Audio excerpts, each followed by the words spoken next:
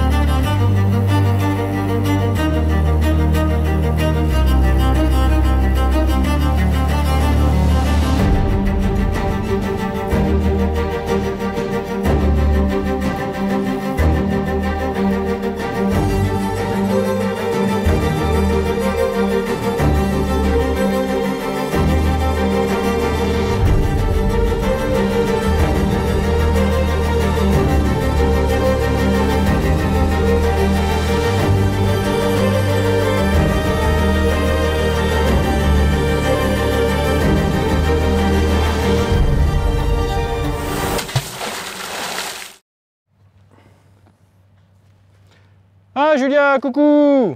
Ah bah Fabrice, vous êtes là! Mais oui! Je vous rejoins, bougez pas.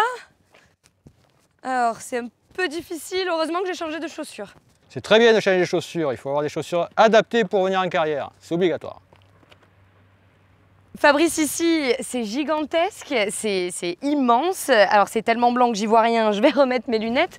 Où est-ce qu'on est? Alors on se trouve dans la grande carrière d'Orgon qui exploite le calcaire urgonien.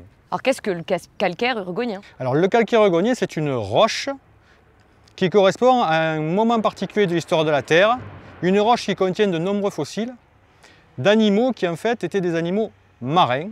Donc ça indique qu'à l'époque où ces animaux étaient vivants, ici on se trouvait dans la mer, une mer sous un climat plutôt subtropical, c'est-à-dire beaucoup plus chaud qu'aujourd'hui, et à une profondeur entre 0 et 10 mètres, donc des milieux peu profonds. Et alors, vous savez tout ça en lisant comme les arbres, les strates en fait, les couches superposées? Alors tout à fait, en étudiant les couches, les strates de roche, les couches de roche, et en étudiant surtout les fossiles qu'ils contiennent, on peut reconstituer l'environnement passé, les paléo-environnements, et comprendre quel était le paysage au moment où ces fossiles étaient vivants.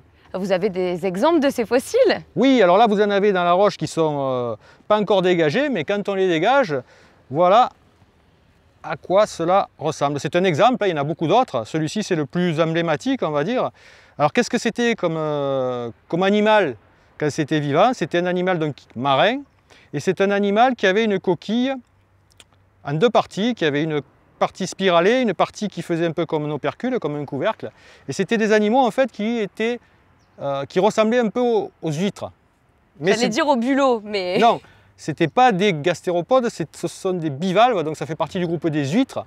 Et c'est des animaux par contre qu'on appelle les rudistes, et c'est des animaux qui n'existent plus aujourd'hui dans le monde actuel. Là on parle d'animaux qui ont disparu, mais est-ce qu'il y a des animaux qui reviennent après qu'on ait exploité toutes les pierres? Alors ça c'est actuellement, une fois que l'exploitation est terminée, ou du moins au fur et à mesure que l'exploitation avance, les parties qui ne sont plus exploitées sont réhabilitées. Et là, vous avez toute une biodiversité qui s'installe à nouveau, après la réhabilitation. Donc la végétation pousse et puis vous avez toute une biodiversité nouvelle qui s'installe avec des reptiles, des batraciens quand il y a de l'eau, des oiseaux. Je veux voir. Alors si vous voulez voir un exemple, on peut aller en voir un de ce pas. C'est pas trop loin d'ici. Eh bien je vous suis. Allez, on y va.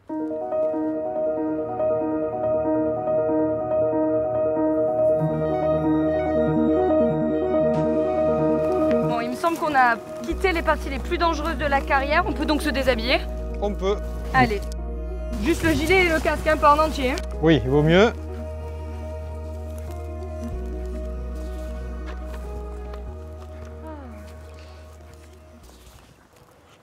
C'est le printemps, mais du coup, vu que je vous ai encore un peu avec moi, je peux vous poser quelques questions encore?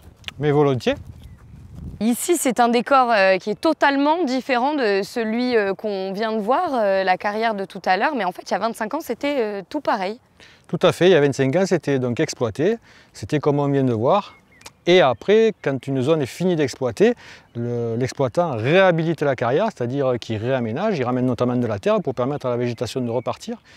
Et là, on voit que la végétation a repoussé, notamment il y a les genêts d'Espagne, il y a les petits pins qui poussent, et donc toute la faune qui avait disparu peut réoccuper le milieu, et ça c'est assez extraordinaire parce qu'on a du coup une biodiversité qui se développe assez importante, puisque sur le site nous avons des insectes, beaucoup d'insectes, nous avons des batraciens là où il y a des points d'eau, nous avons également des reptiles, plusieurs espèces de reptiles. Et il paraît justement qu'il y en a un en particulier qui est très important ici. Oui, alors c'est le lézard ocellé. Le lézard ocellé, c'est le plus grand lézard que l'on ait en France. C'est une espèce qui est menacée, qui est protégée. C'est une espèce qui, à l'âge adulte, peut atteindre 60 cm de long. Et qui a de belles couleurs. Qui a de belles couleurs vertes et des ocelles bleus sur les flancs. D'où le nom. Des taches blanches, d'où le nom des lézards ocellés, effectivement. Ouais. Et j'ai même vu qu'en bas, il y avait des petits monticules de pierre pour favoriser leur retour et leur développement. Mais il n'y a pas que des reptiles ici. Il y a aussi des animaux à plumes. Bien sûr, il y a les oiseaux, ouais, il y a divers types d'oiseaux qui viennent soit picorer les graines, soit s'abreuver dans les zones où il y a de l'eau, ou même certains comme les rapaces qui viennent chasser, soit les insectes, enfin, plutôt d'ailleurs les reptiles qui viennent donc pour se nourrir. Il y a des rapaces en particulier, un aigle, non? Alors sur les Alpilles, on a bien sûr une espèce qui est emblématique, comme dans la région en général, c'est l'aigle de Bonelli. Dans le massif des Alpilles, on a la chance d'avoir 4 couples d'aigles de Bonelli, dont un couple qui est sur le secteur d'Orgon, puisque l'aigle en fait de Bonelli est une espèce sédentaire, donc elle est là à l'année. Il reste sur un petit territoire en fait. Chaque famille, on va dire chaque couple a son territoire. Hein. On a la chance de voir de temps à autre l'aigle de Bonelli passer. On peut le voir où? Alors on peut le voir dans le massif, sur le plateau, on peut le voir autour d'Orgon, sur Orgon même, hein, puisqu'il loge principalement dans les falaises, où il peut se reproduire, nicher et se reproduire. Donc c'est un oiseau qui est très lié aux falaises, et c'est justement parce que derrière on a une histoire géologique qui a créé des falaises que l'on a ces espèces-là qui peuvent vivre aujourd'hui sur le territoire. C'est fantastique. Bah, écoutez, moi j'ai vraiment envie de les voir, ces aigles. Alors vous m'avez dit par là? Par là. Eh bien écoutez, tenez, je vous donne ça. Merci bien. J'y vais. Allez-y. Merci pour tout en tout cas. Merci à vous. Au revoir.